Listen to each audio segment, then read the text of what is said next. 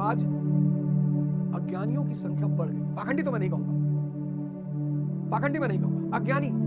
इस्लाम में कुछ शब्द हैं, कुछ शब्द भाई मोहम्मद साहब के पास जितना पैसा इकट्ठा होता था वो सब बांट देते थे। संतों का नियम यही है, जिसके पास भगवान है वो पैसा रख के करेगा क्या? पैसा तो हम लोग रखेंगे ना, पैसा हम लोग रखेंगे। इनसिक्योरिटी, खाना कहां से आएगा? जिसके पास भगवान है भगवान से मांग लेगा। तो संतों की, पैगंबरों की एक बड़ी प्यारी निशानी है, धन नहीं रखेंगे, भगवान साथ में है। भाई शंकर जी क्यों महल में रहेंगे? पूरा ब्रह्मांड के मालिक, कुबेर को पकड़ लाते हम।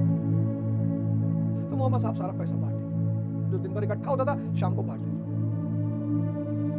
जिस दिन उनकी अंतिम रात थी, उन्हें पर्दा करना था, उस दिन जो उनकी श्रीमती जी थी, बेगम आयशा जी, उन्होंने 8 सोने के सिक्के दबा के रख लिए छिपा के। उन्होंने कहा कि आज आपने कुछ किया है हरकत? बोले नहीं किया है।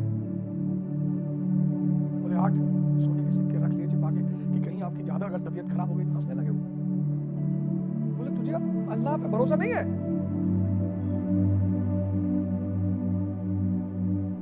आज मुसलमान पता है क्यों परेशान है? उनके 4-5 शब्द बड़े प्यारे हैं। जैसे एक शब्द है हराम, कहते होली खेलना हराम, दिवाली हराम।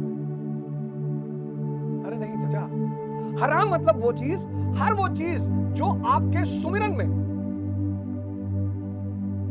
अल्लाह की याद में बाधा बन जाए वो हराम है। हमारे यहां भी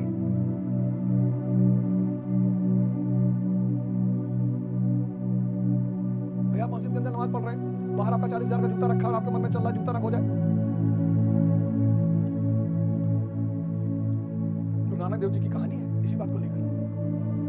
लाहौर के नवाब ने कहा कि आप कहते हो अल्लाह भगवान ईश्वर सब एक है? उन्होंने कहा हाँ बिल्कुल है, इसमें डाउट कहाँ है?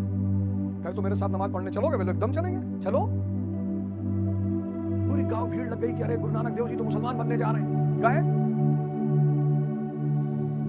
और नवाब साहब नमाज पढ़ते पढ़ते पीछे देख ले, नानक देव जी ऐसे खड़े रहे।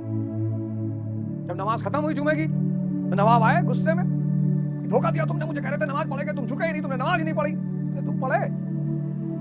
तुम तो काबुल में घोड़ा खरीद रहे थे। अरे बोले महाराज, बोले महाराज क्या बात पकड़ ली आपने, आपको कैसे पता चला?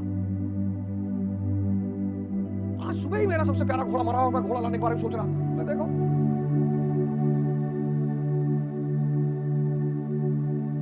मौलाना सोच रहा था कि नवाब साहब खुश हो जाए तो कुछ पैसा मिल जाए तो बिटिया की शादी कर दूं। बोले जो तुम्हारा मौलाना नियत बता रहा था इसकी खुद की नियत नहीं थी।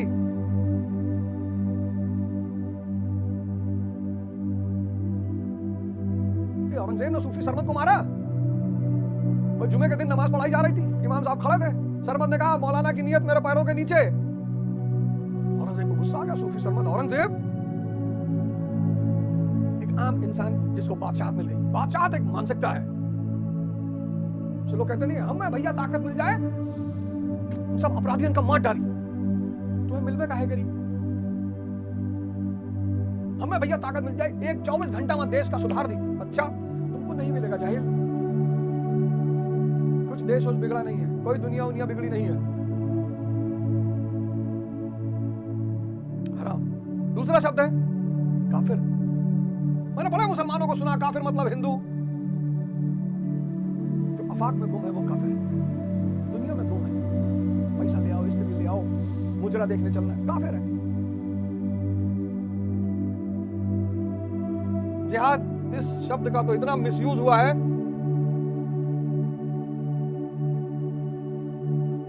एक युद्ध खुद के विरुद्ध।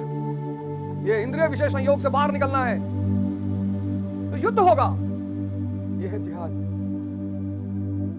ये हराम, काफिर, जिहाद, इबादत।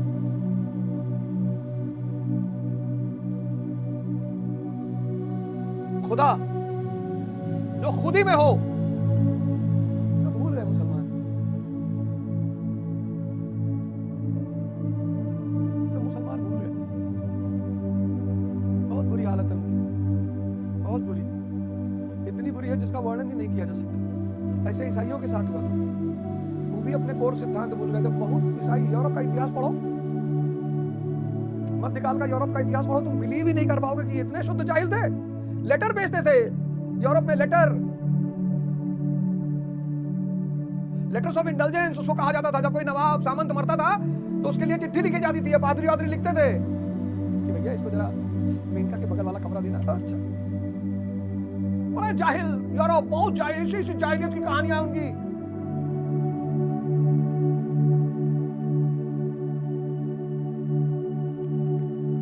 राग और विराग दोनों से परे, वीतराग, तथा इसी प्रकार भय और अभय, क्रोध और अक्रोध दोनों से परे, अनन्य भाव से अर्थात अहंकार रहित। जब तक मन है तब तक अहंकार रहेगा, जब तक मन है तब तक इच्छा रहेगी। इसलिए इस मन को सांसों में लगा दो और एक दिन ये मन सांसों के अधीन हो जाएगा। उसके बाद की व्याख्या नहीं की जा सकती।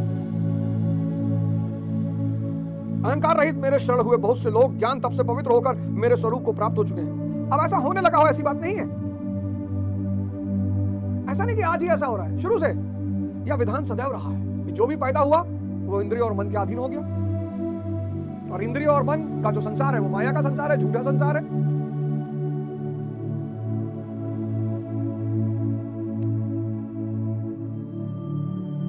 तुम देखो, जितने लोग तुम्हें प्यार कर रहे होंगे तुम उनके इंटरेस्ट को पूरा कर रहे होगे। देख लो, आज डायरी में लिख लो, आज डायरी में लिख ही डालो कौन कौन तुम्हें प्यार कर रहा है, और उसमें से कोई एक ऐसा आदमी निकालो जो तुम्हें बिना मतलब प्यार कर रहा हो। संभव ही नहीं है ही नहीं, माँ बाप को छोड़कर। अगर होंगे तो वही अपवाद होंगे।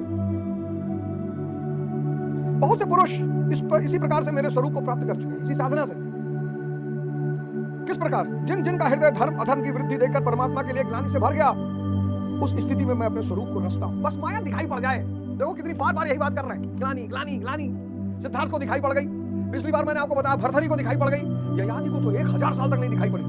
जब 100 साल का हुआ ययाति, यमराज आए, बोले चलो, उसके 100 बच्चे थे। उसने कहा भाई अभी तो मजा आना शुरू हुआ, अभी तो हरम में एक नई लड़की आई है, मॉडल। अरे बोले वे 100 साल से, अरे तो कहा यमराज ने कहा ठीक है ऐसा करो, कोई अपना लड़का मुझे दे दो, जान तो मैं लेके जाऊंगा। तो बुलाया अपने लड़कों को। उसमें 18 साल का लड़का था, उसने कहा पापा मैं चला जाता हूँ। जब तुम 100 साल पे सेटिस्फाई नहीं हुए तो इससे जीवन का फायदा ही क्या? वो चला गया। ऐसे 10 बार यमराज आया और 10 बार ययाति ने अपने एक लड़के को दिया। 1000 साल पैदा कहानी है संदेश के साथ। तब यार ने यमराज से कहा कि चलो यार, ये मन कभी नहीं भरेगा, बिल्कुल नहीं भरेगा, क्योंकि सुख आनंद का एक अंश है। आनंद स्थायी है, सुख क्षणिक है। सुख मन से जुड़ा हुआ है, आनंद चेतना से जुड़ा हुआ है। तो तुम चेतना पे आ गए तो तुम्हें बाहर किसी चीज की जरूरत नहीं पड़ेगी सुख के लिए। फिर से इस लाइन को रिपीट करूंगा, तुम चेतना पे आ गए तो बाहर किसी चीज की जरूरत नहीं पड़ेगी सुख के लिए। तुम चलोगे हवाई जहाज में, भाई गुरु महाराज हमारे हैं, अलगानंद महाराज हेलीकॉप्टर पे चलते हैं, उनको नहीं चाहिए कि जो दिया आके कहते ले जाओ ले जाओ। बंबई का बिजनेसमैन हर साल उनको मर्सिडीज देता, कहता ले जाओ भाई, हमें नहीं चाहिए।